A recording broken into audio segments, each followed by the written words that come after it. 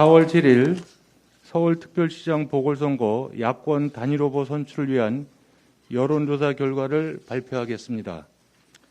이번 4월 7일 서울특별시장 보궐선거 야권 단일 후보 선출을 위한 여론조사는 3월 22일 한국리서치와 글로벌 리서치 등 두 개의 여론조사 기관에서 100% 무선전화 안심번호를 통해 각각 총 3,200명, 기관별 1,600명을 대상으로 두 후보의 경쟁력과 적합도 조사를 실시하였습니다.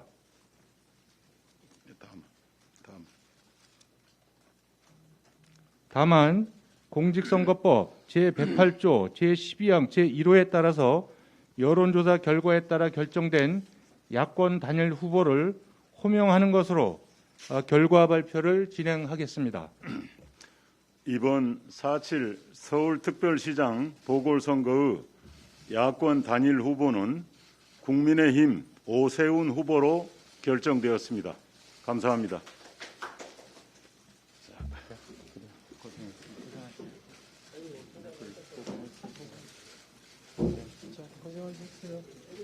고생했어요.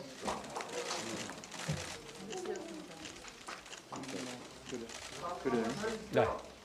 자, 조금 전 발표 함께 들으셨습니다. 자, 서울시장 보궐선거의 야권 단일 후보로는 국민의힘 오세훈 후보가 선정이 됐다는 발표를 들었습니다. 자, 짤막하게 뭐 여론조사 내용을 발표를 한 건 아니고요. 국민의힘 오세훈 후보가 단일 후보로 선정이 됐다는 내용만 짤막하게 발표를 했습니다. 자, 정양석 국민의힘 사무총장이 발표를 했는데요. 양 당의 협상 대표들이 나와서 짤막하게 발표를 마쳤습니다. 자, 지금 글쎄요. 지금 단일화 여론조사 내용이 어떻게 뭐 전개가 됐는지 하는 내용은 전혀 나와 있지 않고요. 뭐 경쟁력이나 적합도 뭐 이런 내용이 없이 그냥 그 오세훈 후보가 단일 후보로 선출됐다 이렇게만 발표를 했습니다. 뭐 지금까지 여론조사 추세가 반영된 결과라고 봐야 되겠죠? 그렇습니다. 이제 주말에 방송 3사의 결과하고 그다음에 이제 어제의 흐름이 어떻게 달라질 것이냐. 왜냐하면 단일화 룰 협상 과정에서도 주말을 포함할 것이냐 말 것이냐도 굉장히 첨예하게 다퉜던 문제이기 때문에. 근데 이제 YTN이 리얼미터 일간 조사를 지금 맡겨서 매주 월요일에 발표를 하고 있습니다만 정당 지지도는 이제 여론조사 심의위원회 등록하고 발표를 해서 자세한 지표는 말씀드릴 수 없습니다만 대통령 지지도의 흐름은 주말과 어제가 크게 다름이 없었습니다. 예. 그리고 통상적으로 주말 쪽으로 가면은 민주당의 지지율이 조금 상승하는 국면으로 가고요. 또 주초에는 국민의힘이 좀 강세인 그런 흐름이 자주 발견되는데 아무튼 주초는 국민의힘이 좀 지지율이 통상적으로 높게 나타나는 그런 현상들이 있었고요. 여러 흐름으로 봤을 때 주말 조사와 어제 조사는 크게 다르지 않았었습니다. 그래서 굳이 예측해 본다면 룰 자체가 오세훈 후보한테 조금 유리한 그런 룰로 구성이 돼 있었고요. 말씀드린 대로 가상 대결이 포함이 돼 있었다라고 하면 안철수 후보가 좀 유리했었는데 가상 대결을 끝내 안철수 후보가 양보했다는 점, 그리고 재질문 조항은 사실 크게 쟁점이 아니었는데 재질문 조항은 굉장히 오세훈 후보한테 유리했던 조항이 아니었나 싶습니다. 왜냐하면 나경원, 오세훈 경선 과정에서도 재질문 문항에서 오세훈 후보가 많이 나왔거든요. 왜냐하면 말씀드린 대로 더불어민주당 지지층에서 누구를 덜 싫어하느냐.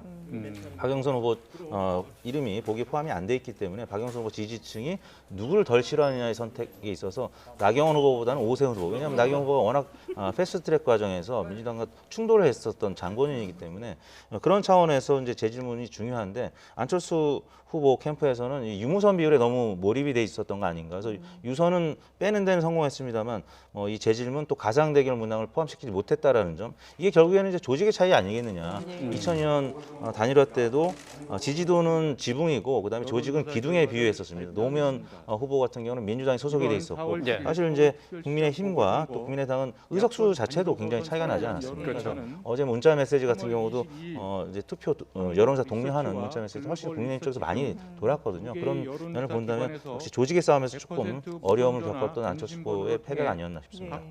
앞서서 이제 그 이 대표께서 이번 이 야권 단일화 여론조사 여론조사의 후폭풍이 상당할 거기 때문에 네. 상당히 이제 비밀이 철저하게 지켰다라고 말씀하셨는데 오늘 발표 내용도 보면 그래서 그런지 두 후보가 뭐 몇 퍼센트를 얻었는지 이런 부분도 전혀 알려지지 않고 네. 그냥 국민의힘 오세훈 후보로 확정이 됐다라는 것만 발표한 것이 네. 이후에 어떤 그런 그 여파까지도 다 고려를 한 거겠죠. 그렇습니다. 이제 뭐 실적으로 이제 규제 사항을 얘기했는데 여론조사 심의위원회 사전에 등록하면은 발표를 할 수가 있는데요. 네. 등록을 안 하면 발표를 할 수가 이제 없는 그런 조항을 얘기한 것 같고요. 네. 일단 격차가 조금이라도 좀 크게 났다라고 하면 뭐 룰 때문에 룰을 어떻게 정하느냐에 따라서 사실 게임의 결과는 달라질 수 있는 그런 팽팽한 상황이었기 때문에 만약에 지지율 격차 좀 크게 나타났다라고 하면 안철수 후보는 조금 더 상처를 받을 수 있는 그런 상황이기 때문에 향후에 선거 운동을 함에 있어서 사실 안철수 후보가 적극적으로 도와야 단일 효과가 있는 거 아니겠습니까? 네. 그런 차원에서 아마 상세한 내용은 공개를 안 한 것이 아닌가 싶습니다. 예.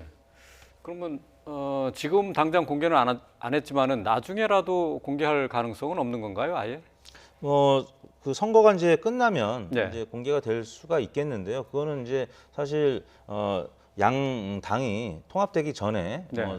사전에 합의 없이 유출이 된다라고 하면 그거는 또 양당 통합에 이제 걸림돌이 될 수도 있는 부분이고 네. 안철수 후보가 이제 통합 얘기를 이미 꺼냈기 때문에 향후에 이제 통합을 어떻게 할지 뭐 그런 부분도 남은 선거 기간 동안에 큰 쟁점이 되지 않을까 싶습니다. 네.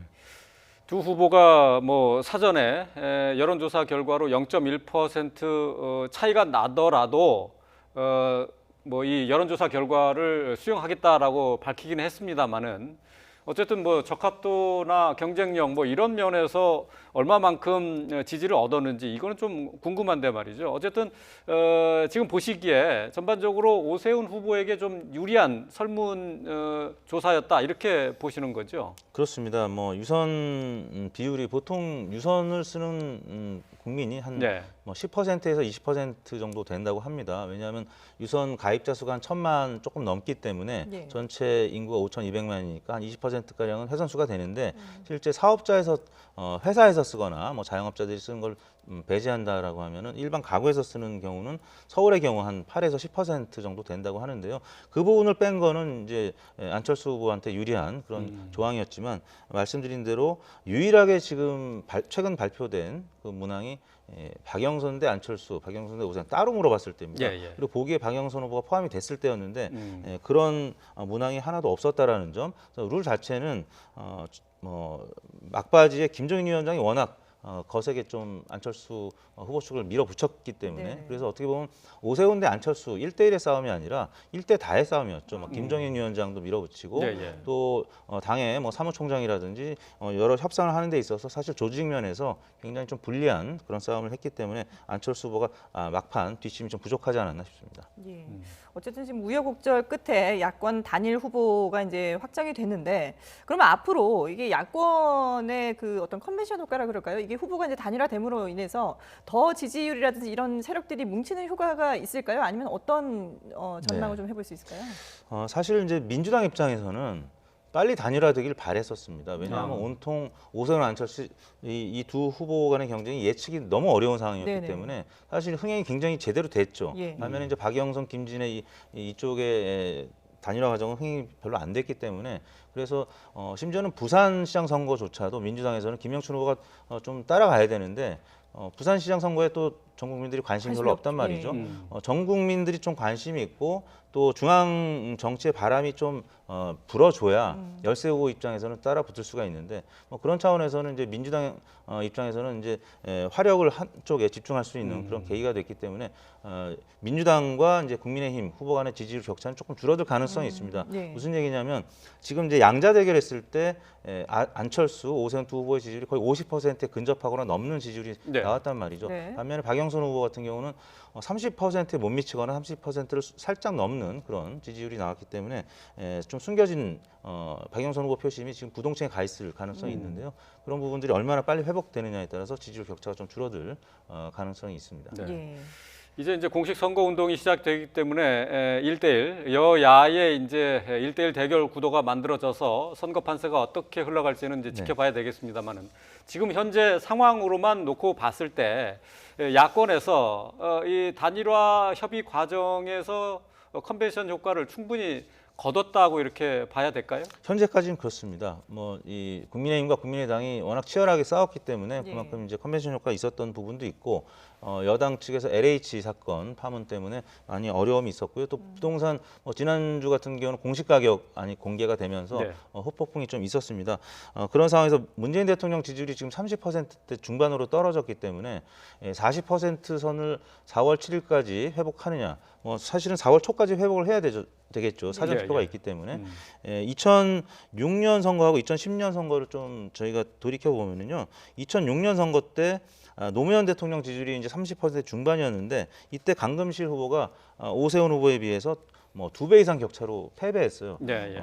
이제 결과론적입니다만 노무현 대통령 지지율이 너무 낮았다라는 네. 것이고요. 2010년 같은 경우는 이명박 대통령이 집권 1년 차, 2년 차 때는 지지율이 낮았지만 3년 차 중반 때는 무려 49%, 분기별 지지율 기준했을 때 갤럽 지지율이 49%까지 나왔거든요. 네. 그 경우 이명박 대통령 지지율이 워낙 높았기 때문에 네. 오세훈 후보가 뭐 0.6%포인트 격차로 신승은 하긴 했습니다만 47.4%를 득표한 오세훈 후보가 당선이 됐거든요. 네. 만약 이명박 대통령 지지율이 30%였다 그러면 아마 한명숙 후보가 당선됐을 수도 음. 있습니다. 네. 그렇기 때문에 문재인 대통령 국정수행 긍정평가가 지금 30% 중반인데 남은 기간 얼마 남지 않았습니다만 예, 예. 40% 선을 회복할 수 있느냐 여부 그 부분도 굉장히 중요한 변수라고 할 수 있겠습니다. 네.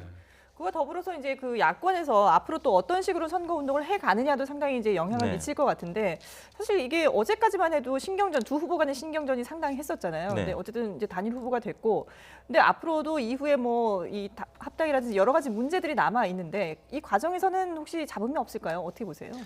이번 선거를 굉장히 팽팽하게 본다라고 하면 국민의힘 또 오세훈 후보 측에서 꽤 안철수 후보한테 예우를 하면서 향후에 서울시 이제 공동 정부를 구성한다거나 아니면 국민의힘 차원에서는 내년 대선에서 일정한 역할을 준다라는 어떤 약속을 하겠죠. 근데 김종인 위원장의 스탠스는 지금까지 그러지는 않았습니다. 네. 그래서 결국 중요한 거는 오세훈 후보의 입장일 것 같습니다. 팽팽한 선거라고 본다면 안철수 후보를 예우하면서 같이 갈 것이고요.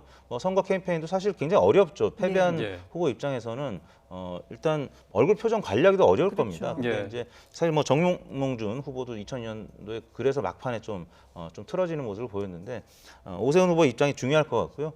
김종인 위원장도 이제 이미 이제 승리를 했기 때문에 안철수 후보한테는 조금은 유화적인 제스처를 보일 것 같은데 문제는 이제 통합 과정, 예. 국민의당과 통합을 한다고 했을 때, 근데 이 통합 과정이 매끄럽지 못하고 이 격차가 클 것이라고 해서 이제 국민의당을 좀 무시하는 전략으로 간다라고 하면 사실 좀 단일화가 아름답지 못할 가능성이 있고 결과적으로 박영선 후보와 좀 팽팽한 선거가 좀 될 수도 있는 것이죠. 예. 지금 야권으로서는 절호의 기회를 맞았다라고 네. 볼 수가 있겠는데요. 지금 이제 이 이후가 중요하다. 그렇게 지적으로 이제 들을 수가 있겠습니다. 자, 이제 후보로는 오세훈 후보가 확정이 됐습니다만은 안철수 후보의 행보가 어떻게 나타날 것인가에 따라서 지금의 이 상승세가 유지될 것이냐 아니냐는 이제 판가름 난다고 네. 봐야 되는 거죠. 네, 안철수 후보는 이제 남은 카드는 내년 대권밖에 없습니다. 사실 여의도 많은 전문가들이 이번에 패배하는 후보는 회복하기 어려운 상처를 입을 것이다라고 했는데 비교적 이제 단일화 과정이 어제까지는 좀 치열했습니다만 그래도 생각보다는 이제 순조롭게 단일화 과정이 이루어졌기 때문에 남은 일정 동안에 안철수 후보를 국민의힘에서 어떻게 예우하면서 통합 과정을 밟아가느냐에 따라서 안철수 후보의 대권 주자로서의 가능성은 조금 열려 있는데 예. 이제 오세훈 후보가 조금 더 주목을 받을 수밖에 없지 않겠습니까? 예, 지금 윤석열 전 총장이 차기 대권 주자에서 오세훈 안철수 후보가 빠진 구도에서는 40%를 넘는 조사가 어제 발표되지 않았습니까? 네. 예, 예. 아마 2위로 오세훈 후보가 이제 발돋움할 수 있을 거고요. 만약에 시장까지 당선이 된다라고 하면 아마 보수 진영은 윤석열 대 오세훈 양도 체제로 갈 가능성이 높아 보이고 안철수 후보는 당분간은 좀 긴 호흡으로 조금 국민의힘을 좀 더 돕고 또 국민의당도 잘 통합하는 과정 이런 부분 잘 밟아가야 차기 대선에 조금의 가능성이 좀 남아 있지 않을까 싶습니다. 네.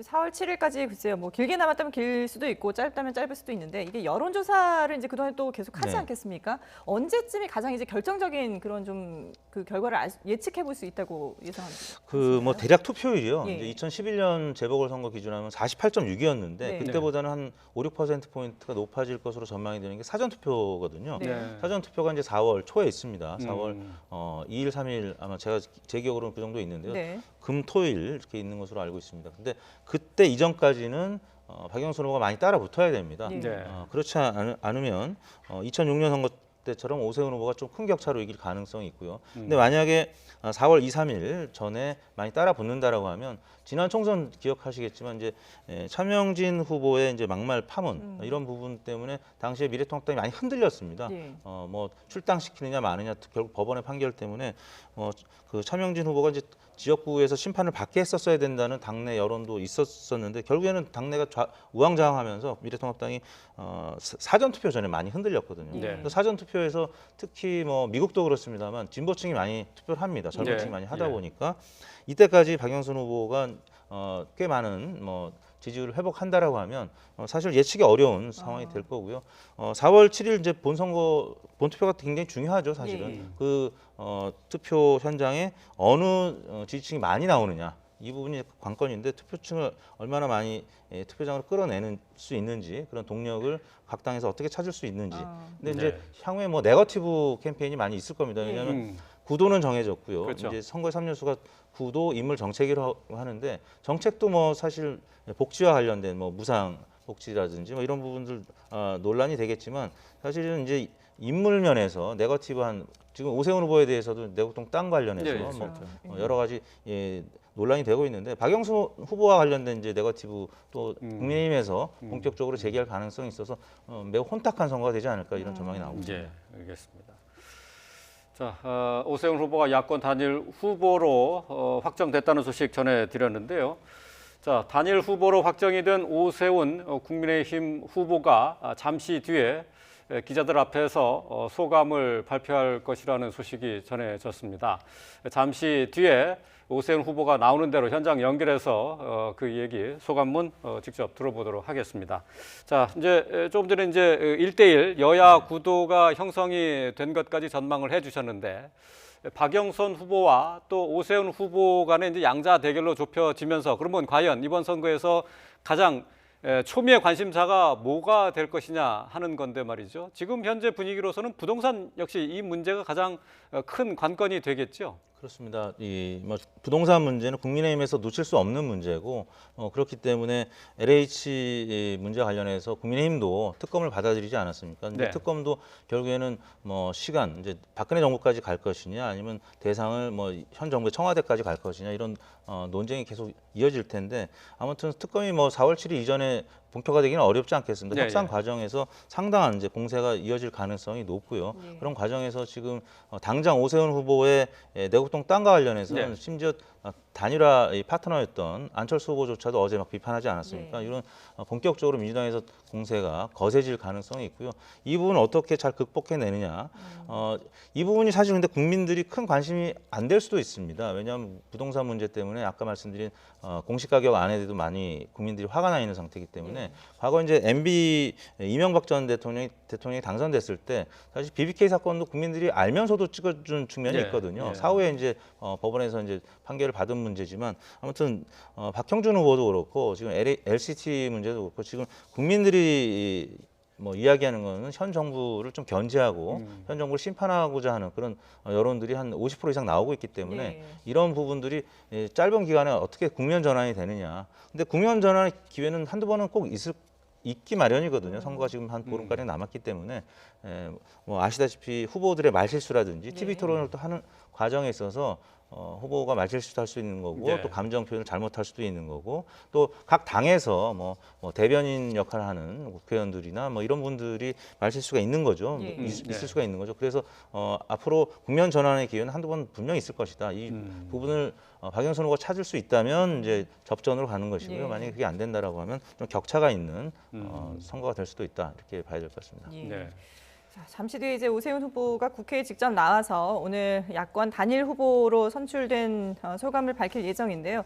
뭐 당연히 이제 뭐 단일 후보로서 앞으로 열심히 하겠다라는 입장을 밝힐 텐데, 근데 또 이 오세훈 후보에게 힘을 실어주기 위해서는 안철수 후보 측에서도 뭔가 이번 이 야권 단일화 결과를 네. 받아들이겠다라는 입장 발표가 추가로 있을까요? 어떻게 봐야 될까요? 뭐 있을 것입니다. 이제 안철수 후보도 이번이 끝이 아니기 때문에 예. 뭐 다음 내년 대선을 또 염두를 해둔다라고 하면 아름다운 단일화를 해서 네. 과거에 사실 뭐 2012년 대선 때도 안철수 후보가 문재인 후보한테 양보를 하고 나서 바로 미국으로 가는 바람에 좀 이 단일화가 매끄럽지 못했다. 예. 그래서 좀 후폭풍이 좀 있었던 것 같고요. 그런 부작용이 없으려면 아마 기자들 앞에 나와서 이제 오세훈 후보를 격려하고 지지하는 그런 발언을 할 것 같고요. 아마 이제 당장 이번 주부터 선거 운동이 시작되면 아마 같이 다니는 모습을 많이 볼 수가 있을 것 같고요. 예. 만약에 이제 그 과정이 좀 매끄럽지 못하다라고 하면은 그 부분은 오세훈 후보 본인한테도 좀 선거 캠페인에 지장이 있을 수 있기 때문에 예. 다만 이제 걸림돌은 김종인 위원장이 어느 정도 안철수 후보에 대한 배려를 하느냐 예. 이 부분인데. 뭐 짐작컨대 오세훈 후보가 지금 이겼기 때문에 예. 김종인 위원장의 몸값도 사실 많이 올라갈 겁니다. 아. 김종인 위원장이 사실 2017년에 대선에 출마했던 또 경력도 예. 있습니다. 뭐 일주일 만에 처리하긴 했습니다만 그 나이는 뭐 있지만 그래도 이 대선에 좀 관심이 있는 것으로 알려지고 있기 때문에 사실 뭐 바이든 대통령도 79세에 이제 취임을 예. 했고 네. 예, 잠시만요. 예, 말씀 중 죄송한데요. 지금 오세훈 후보가 국회 정론관의 소통관에 나왔습니다. 자, 오세훈 후보의 입장문 들어보겠습니다.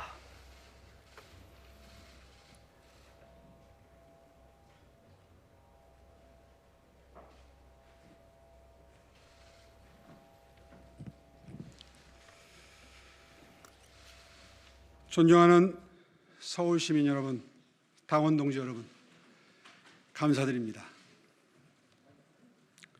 진심으로 감사드립니다. 스스로 담금질하면서 시민 여러분께 진 마음의 빚을 일로써 갚을 수 있는 날을 고대해 왔습니다. 지난 10년을 무거운 심정으로 살아왔습니다. 제 가슴 한켠에 자리한 이 무거운 돌덩이를 이제 조금은 걷어내고 다시 뛰는 서울시로 보답할 수 있도록 마지막까지 성원해 주십시오. 분노와 절망 속에서도 희망을 선택해 주신 여러분의 마음을 겸허히 받들겠습니다. 다시 한번 머리 숙여 감사드립니다.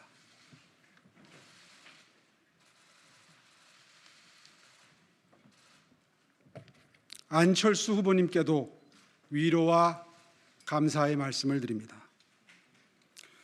우리는 단일화 전투에서는 대결했지만 정권 심판의 전쟁에서는 저의 손을 꼭 잡아주십시오.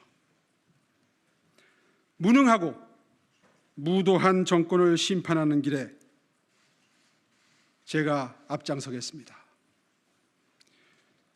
어제까지 어디에 있었는가는 깨끗이 잊기로 합시다. 절박하고 처절하게 승리를 위해서 함께 최선을 다합시다.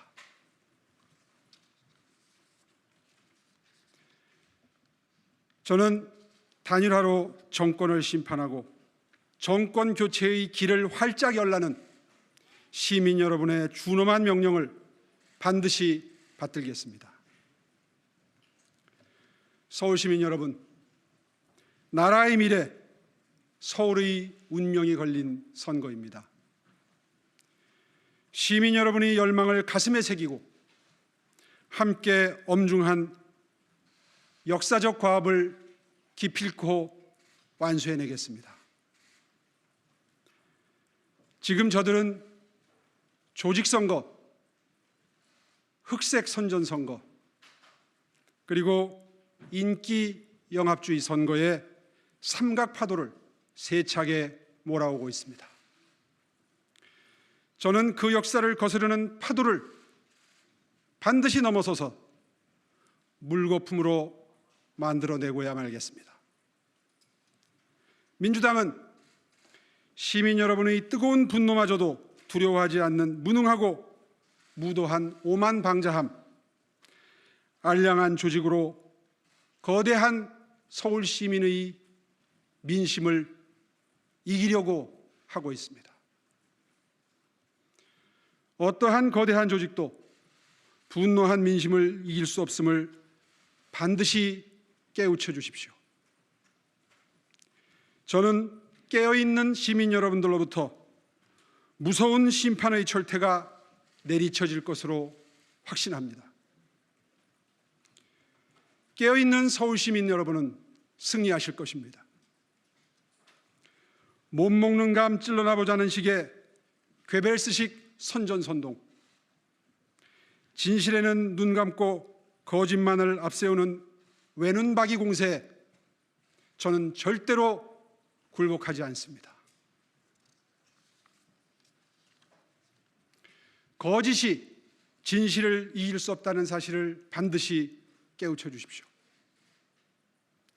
10만 원 재난위로금, 공약의 탈을 쓴 신종 돈봉투 선거입니다. 시민의 표를 시민의 돈으로 사겠다는 파렴치하고 몰지각한 행위입니다. 이는 시민의 자존심이 결코 용서치 않을 것을 확신합니다. 오늘은 위대한 서울 시민의 선택의 날입니다. 여러분의 위대한 선택이 후회가 되지 않도록 제 모든 것을 바쳐서 승리를 가져오겠습니다. 대한민국의 심장, 서울의 새로운 출발, 새로운 도약을 반드시 이루어 내겠습니다. 감사합니다.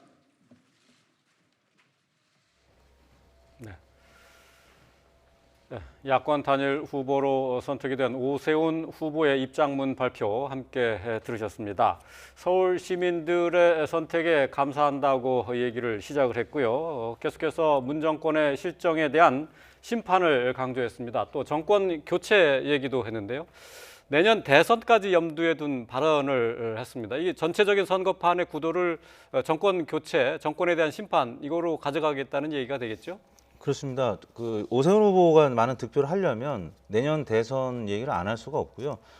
또 때마침 내년 대선 주자로서의 윤석열 전 총장의 지지율이 지금 고공행진을 하고 있기 때문에 미래 권력의 그 가능성을 좀 프레임을 좀 적용을 시켜야 오세훈 후보 지지층이 투표장으로 나올 수 있는 명분을 주는 것이기 때문에, 그리고 애초에 오세훈 후보가 뭐 작년 이제 뭐 11월, 12월까지만 해도 여론조사에 포함이 안 된 그런 조사도 있었습니다. 그만큼 명분이 없었기 때문에 출마를 본인이 선언하지 못하고, 근데 이제 안철수 후보가 출마 선언을 하면서 명분을 찾았죠.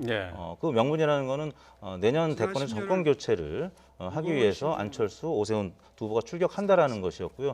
일단은 그 과정을 통해서 뭐 이른바 퀀텀 점프를 했습니다. 오세훈 후보의 지지율이 사실 한 자릿수였는데 나경원 후보가 붙으면서 두 자릿수로 됐고, 지금 단일화 과정을 하면서 안철수 후보의 지지층마저 흡수하는, 그래서 1대1 가상 대결에서는 뭐 대략 한 50% 안팎까지 지금 끌어올리는 그런 상황이 됐는데요. 내년 대선 프레임을 계속 아마 이야기할 것이고요. 윤석열 전 총장도 아마 조만간 만나려고 노력을 할 겁니다. 그리고 오늘 아침 보도 보니까 윤석열 전 총장이 김영석 전 연세대 명예교수도 만났는데 내가 과연 정치를 할 것이냐, 이건 사실 정치적인 이제 발언으로 볼 수밖에 없고, 아마 오세훈 후보를 조만간 만나지 않을까 싶습니다. 지금 뭐 그 오세훈 후보가 잠시 언급을 했습니다만은 박영선 후보 쪽에서는 시민 재난 지원금 얘기도 있었고요. 유치원 무상 급식도 얘기가 있었거든요. 이번 선거에서 이 공약 대결은 어떻게 펼쳐질 것으로 보십니까? 공약 대결은 사실 뭐 코로나 이제 평가에 대한 부분, 또 재난지원금, 작년 총선에는 큰 영향을 미쳤습니다. 그래서 실제 국민의힘에서 굉장히 예민하게 받아들이지 않습니까? 이게 어떻게 보면 돈 봉투 살포다, 금권 선거다 이렇게 얘기를 하는데, 지금 재난지원금을 받고 있는, 그리고 이제 받게 될 그 유권자들의 지지율이 지금 쉽게 안 움직이고 있고요. 지난 금요일에 발표된 한국갤럽 조사에 따르면 이제 대통령 법정 수행 평가를 긍정 평가하는 부분, 부정 평가하는 부분 물어보는데 코로나에 대한 평가는 이제 많이 사그러들었고요. 부동산 문제에 대한 불만들이 굉장히 이제 팽배해져 있기 때문에 이런 무상급식, 뭐 재난지원금 이런 부분들은 지지율에 큰 변화를 주지는 않을 것 같고 말씀드린 뭐 부동산 문제라든지 예. 또 개인의 이제 도덕성 문제 이런 부분이 큰 영향을 미치지 않을까 싶습니다. 예, 알겠습니다. 네, 지금까지 이택수 리얼미터 대표와 함께 얘기 나눠봤습니다. 잘 들었습니다. 네, 감사합니다.